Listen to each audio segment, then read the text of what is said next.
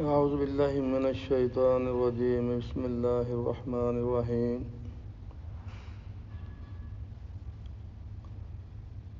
جیسے ابھی بھائی نے حدیث مبارکہ پڑھی ہے کہ ایک بیمار کی عیادت کے لیے تیمارداری کے لیے جانے کا کیا اجر ہے،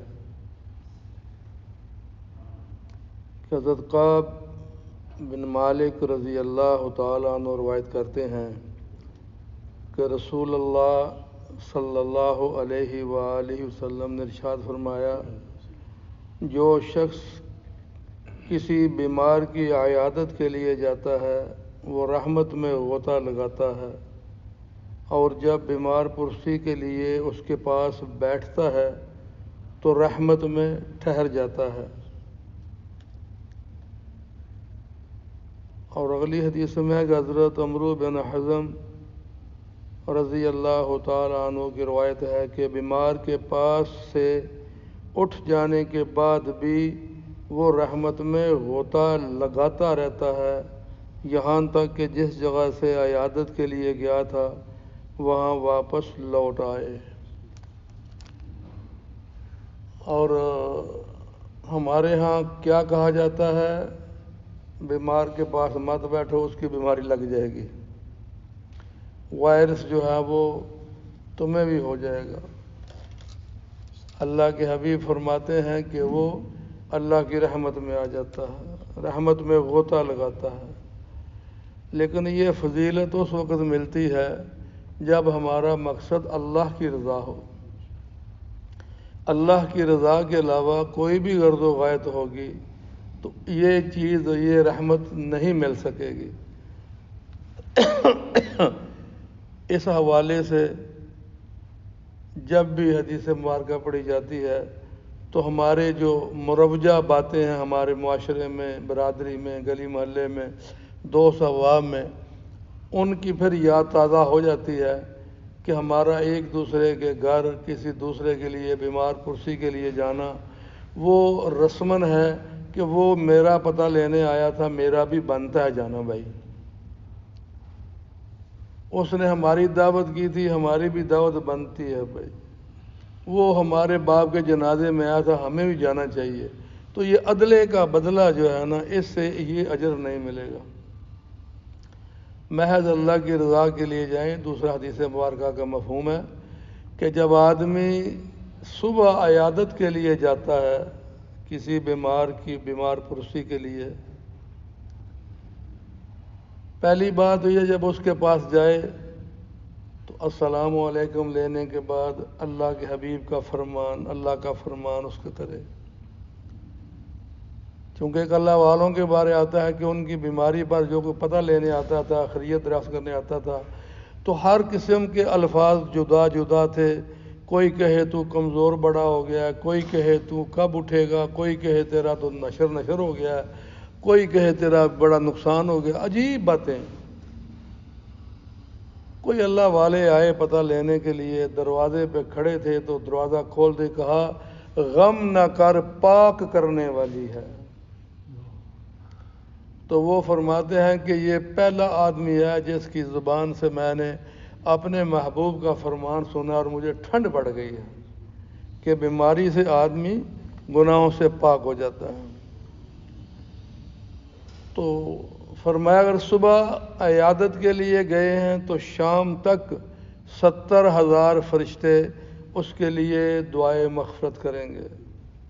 اگر شام کو اللہ کی رضا کے لیے گئے ہیں، اس کی عیادت کے لیے، پتہ لینے کے لیے، گھر میں، ڈیرے میں، ہسپتال میں، تو صبح تک 70,000 فرشتوں کی ڈیوٹی لگ جاتی ہے اس بندے کے لیے دعا کی جائے جو ایک بھائی کا پتہ لینے کے لیے، بیمار پرسی کے لیے، عیادت کے لیے، تیمارداری کے لیے، محض اللہ کی رضا کے لیے اپنے گھر سے نکلا ہے۔ اب اتنا بڑا جو اجر ہے کہ کسی کے تیمارداری کے لیے 70,000 فرشتوں کی ڈیوٹی لگ جائے،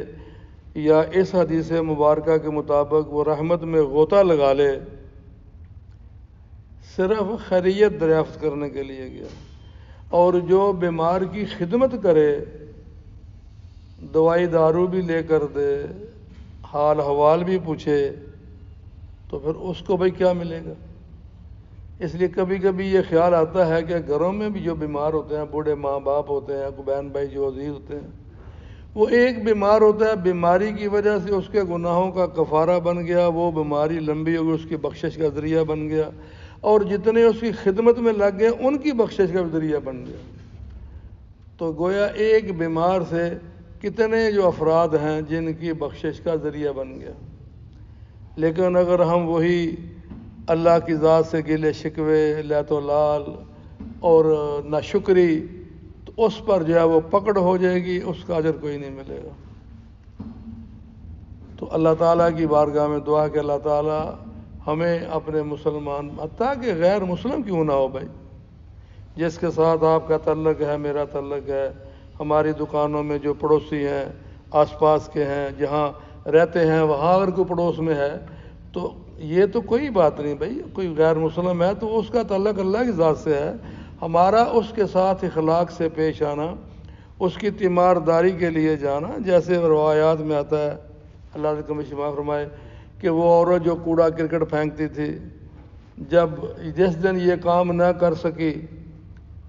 تو آقا نے پوچھا کہ آج کیا ہوا، پتہ چلا وہ ماں بیمار ہے، تو حضور خود پتہ لینے کے لیے چلے گئے کہ ماں آج کیا ہوا بھائی، آپ کے لیے دوائی دارو، کوئی آپ کے علاج کے لیے کوئی چیز، کوئی میری خدمت، تو اس اخلاق پر وہ مسلمان ہو گئی۔ تو بہرحال اگر کوئی غیر مسلم بھی ہے تو ہو سکتا ہے ہمارے اس اخلاق سے متاثر ہو کے وہ اس کے لیے دعا بھی کی جائے، اس کے لیے جو ہمارے پاس ایک کلمات ہونے چاہیے وہ خیر سگالی کے، تو وہ ہمیں کرنا چاہیے، اور اس نیت سے جانا چاہیے کہ شاید یہ میرا جانا، میری تیمارداری، میرے اس کے ساتھ اپنے آپ کو کسی بھی کام کے لیے پیش کرنا، اللہ کرے کہ یہ اس کی ہدایت کا ذریعہ بن جائے۔ تو اللہ تعالیٰ مجھے آپ کو سمجھ بھی عطا فرمائے اور عمل کی توفیق بھی عطا فرمائے۔ اللہم لک الحمد کما ینبغی لجلال وجہک وعظیم سلطانک، اللہم صلی علی محمد وعلی آل محمد کما صلیت علی ابراہیم وعلی آل ابراہیم انک حمید مجید، اللہم بارک علی محمد وعلی آل محمد کما بارکت علی ابراہیم وعلی آل ابراہیم انک حمید مجید،